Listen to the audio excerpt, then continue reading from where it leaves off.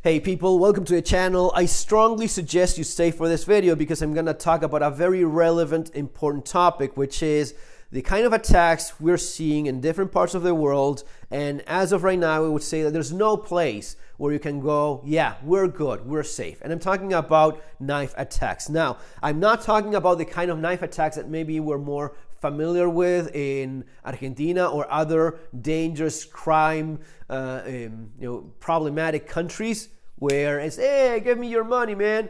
And probably the best thing you can do, honestly, instead of having major legal issues and problems and whatnot, or even the amount of time wasted into it, there you go. I don't have anything that's really much worth it anyway there, or your cell phone or whatnot, and that's it. Or you defend yourself or whatever the situation calls. But there is a specific, distinctive characteristic between this and what we saw in Germany yesterday, which is the guy does not really want to hurt you. He just wants your money, he wants your cell phone, and if you do things right, if you plan accordingly, you probably don't have anything that's worth that much anyway, right? Yeah, sure, it's maybe a pain in the ass to replace some documents and whatnot, but believe me, having a guy with a few bullet holes in the ground, that's going to be taking you a lot more time and a lot more money. You know, maybe lucky, but usually that's how it goes. So avoid problems anytime you can. Avoid violence anytime you can until there's really no other option left, and just have good judgment. Here we're talking about something that's specifically different. Here we're talking about someone that has decided he's going to use that thing or whatever thing he has. He's going to use it against the most people, especially against the most vulnerable people of them all, looking to cause the most amount of damage until someone stops him. That is very different from someone that's trying to steal a wallet or a purse or whatnot, okay? These are a lot more terrible. These are a lot more dangerous, okay? And here is where you have to look at this from the perspective of preparedness, of survival and preparedness, which is what we do here. We have a ton of content already in the channel, analyzing different videos, talking about this topic again, and so on. So I really suggest you subscribe to the channel, especially by the end of the video if you like what I'm talking about here. You also have my books, which I'll address in a second. They are available in the links below: Street Survival Skills, Surviving the Economic Collapse as well. And here's where you have to start thinking of what is the role playing, right? The role playing, like in the positive aspect of it. What would I do? What if I'm in the park and someone attacks me? Well, obviously, if you have the option of carrying, the obvious answer for that is have some kind of compact pistol you can have with you at all times, or maybe not so compact. Maybe you are more dedicated to self-defense and you have a firearm, right, of some kind. Which kind of firearm, what caliber, I'll leave that up to you. I'm just explaining what is the best tool to have along with the skills, right, which is also very important. I do explain how to use those specific tools in the book as well. If you don't have the benefit of professional classes, which I had the benefit of for many, many years, and a lot of money being spent and having these classes in different countries, so taking in all the different perspective on these issues, usually the basics apply, and they apply because they work, and that's what serious professionals teach no matter where you go as time goes by. At least that's my basic observation on here. But what about when that is not an option, right? So obviously the first thing, having a firearm of some kind, right? Something you're comfortable with, that has reliability, it has, the characteristics you're looking in, but it will not help you unless you know how to use it. Knowing how to use it, knowing that it has to be immediately available in your body. It cannot be just some gun that your husband gave you and you keep with an empty chamber because you don't even know how to use it. That is not going to help you when all of a sudden you hear shouting, screaming, and see blood all over the place, right? The thing about knives, guys, is they're extremely dangerous. You don't know how dangerous. You probably understand that guns are very dangerous. You don't understand how dangerous these things are. Yes, as you probably heard, they don't jam, they don't run out of bullets, and there's something else which you may not consider all that much. They're silent. No one even knows you're getting stabbed. No one even knows that little kid is getting cut up. And it's happening in a park. And you know what people do in parks? They play. You know what kids do when they're playing? They scream and they shout. So hearing a kid shouting and screaming, or an adult, no one pays attention to, especially not in a park or in a populated area where people are having fun. That is expected, right? So this can go on for a very long time, and time is something you don't have when you're bleeding out, okay?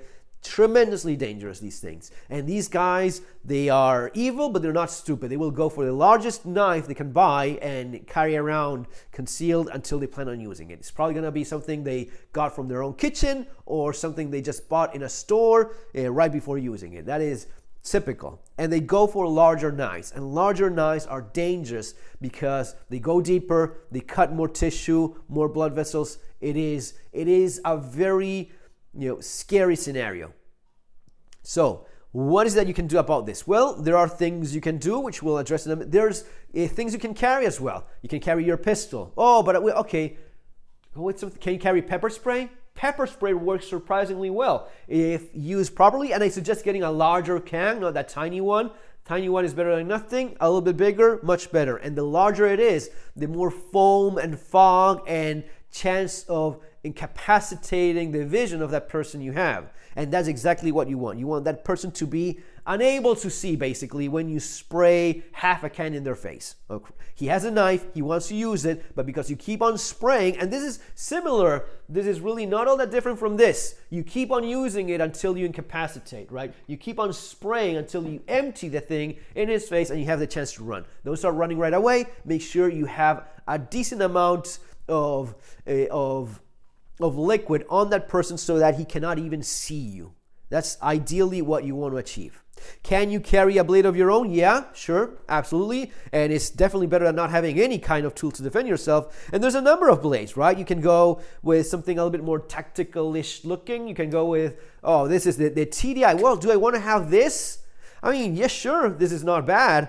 But one of the things I've learned in my not extensive knife fighting training over the years is that you will get cut. You just get cut. There's nothing I've seen, either myself in classes or practicing or training or even doing a little bit of light sparring. Every single time you have the opportunity with either chalk or markers or something, you will get cut. You will just see this as clear as daylight, that there's almost no chance of you doing any of this knife fighting thing and not get cut with someone that has a blade and wants to use it. It could be. There are cases. There's been videos of cops that manage to immediately go. It is usually going to be people that are either not so dedicated to using it, or there was just the right opportunity. The guy is fast enough and he just grabs on the hand, which is what I explained here. That's really the only thing you can do. When you look at that, this right here is the only thing you can do in terms of dealing with someone that comes with a knife at you, right? In terms of empty hand ninja skills. It's not so much about skills, about being a ninja. It's about timing and you being fast enough to throw yourself on that arm and wrap your body as much as you can around it and make sure he's just not changing to his other hand and having a little bit of luck, a little bit of physical strength, a little bit of actually having done this before, and that's going to be it. Oh, but my cousin is a ninja from Chicago and he knows all of the secret Cali Filipino fighting bullshit. All right, man. I mean, you're doing knife fighting all day long. Every 3 times a week, you're training on knife fighting. I'm not going to lecture you on what works or what not, or what doesn't. Good luck with that. I'm just telling you that in general, in the enormous majority of these situations, if you start going like, yeah, bring your butcher knife, man. I've been training this a lot on weekends or whatnot a while back because I have other shit to do in my life. No, you're going to get cut. Now, do I like my chances better knowing a thing or two about how you actually use it, where you're going to be targeting? Sure, I definitely prefer that, right? But it's not the magical solution of, oh yeah, I'm an expert in it. No, it is different. I mean, and I've done shooting a lot more than knife fighting for sure, and it is completely different. With what little knife fighting I've done in terms of taking classes and training this sort of thing, you understand that there's an enormous. I would rather go with someone with a gun. Having done shooting most of my life, I would rather go with someone with a gun because I know that if I'm right on top of someone, my chances of disarming someone with a gun, yeah, usually it's going to be quite good. As I grow older and less fast, strength is still very much there, but as time goes by, you're not going to be the same. But I like my chances a lot more being on top of someone with a gun. I will take that any day without even blinking over someone that even has a tiny folding knife, right? Or maybe not so tiny. Because this, I mean, you're kind of gonna, you will have to be very lucky to not get cut. It is going to be a matter of luck rather than, oh yeah, I know what to do with that guy when he's trying to turn that gun against me and shoot me. There's a bunch of things you can do that are going to be super effective, especially in terms of holding onto the weapon, in terms of making sure you're jamming it, you're making sure there's an interruption there. No interruption here, not running out of bullets, and it's almost impossible for you to hold on it without getting cut. So what is that you do? You have some kind of knife, sure, but the length of the blade is going to be one of these aspects. Having said all of this, if I have to do that, I'd rather have the largest knife possible. We saw that in a video recently, a guy with a freaking machete, but the other dude had a sword. So if he has a sword and he just does this and points it at you and he just closes that distance and there's no way of you closing in and not getting stabbed with it, yeah, that's going to work very well. But we don't carry machetes, swords, or spears. We just have these things available depending on where you are, what is legal for you or not. Now, other things to keep in mind. We talked about pepper spray. We talk about this sort of stuff. A small alarm. Why?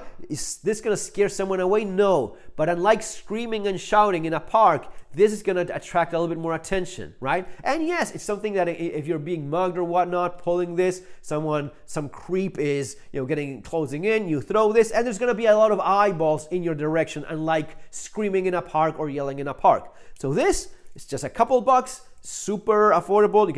You buy them in like packs of 6 or whatnot, and this is something you probably want to have, right? Let's say you have a bag with you. Well, gloves that are cut-proof gloves like these ones, these give you the option of actually holding to a blade or doing some kind of, this is the kind of thing that I suggest having in your EDC bag if you have a decent size EDC bag for whatever reason, or a bug out bag. These may be useful for a number of other things, but if you're cut-proof gloves, yeah, these are things that will give you that option.